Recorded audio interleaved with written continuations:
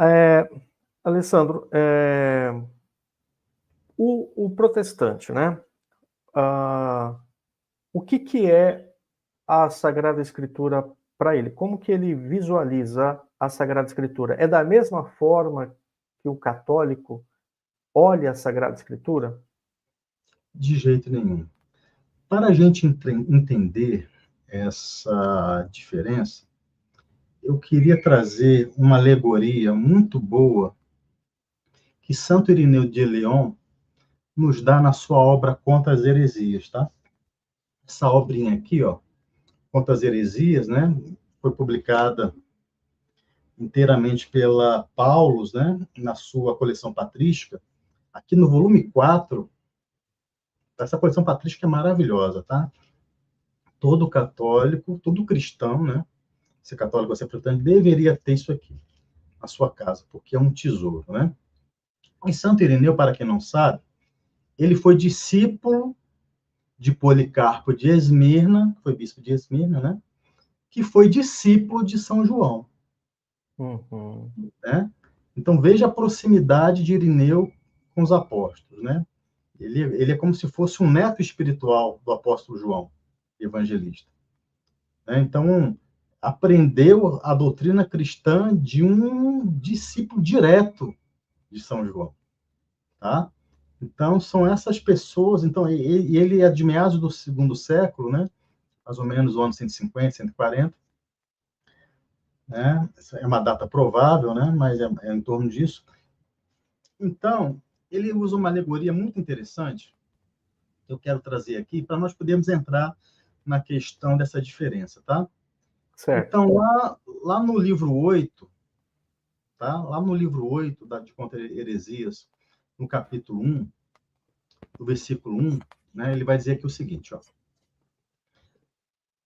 Santo Irineu vai dizer o seguinte: os heréticos, quer dizer, aqueles que distorcem, né, a palavra de Deus, a doutrina evangélica, a revelação recebida, a tradição.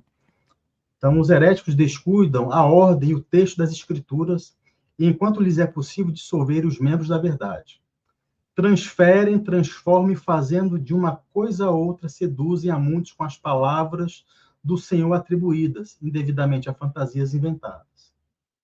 É como se um autêntico, olha só, aqui que vem a alegoria interessante. É como se um autêntico retrato do rei, realizado cuidadosamente em rico mosaico por hábil artista, alguém desmanchasse a figura de homem e fizesse com as mesmas pedras deslocadas e mal dispostas a figura de cão ou de Hum, raposa. E depois dissesse e confirmasse que aquela era a autêntica imagem do rei, feita certo. pelo hábil artista, mostrando aquelas mesmas pedras que, bem dispostas pelo primeiro artista, apresentavam a imagem do rei, e mal dispostas pelo segundo artista, transformavam-na em figura de cão, e pelo brilho das pedras enganam os simples, que não conhecem o aspecto do rei, e os convencem que a ridícula imagem da raposa ou do cão é o autêntico retrato do rei. Olha que coisa rica, né, que é isso Sim. aqui. Uhum. Olha que riqueza que nós temos aqui, né, nessa alegoria. Então, a igreja começou, né, com os apóstolos do nosso Senhor Jesus Cristo. Eles apresentaram a figura do rei, como diz aqui Santo Irineu, né? Apresentava a figura do rei, quer dizer, ensinava as escrituras, ensinava a tradição, etc, etc, etc. E ao longo da história da igreja sempre apareceram aqueles que distorciam esse ensinamento, né? Utilizando a própria escritura. Certo.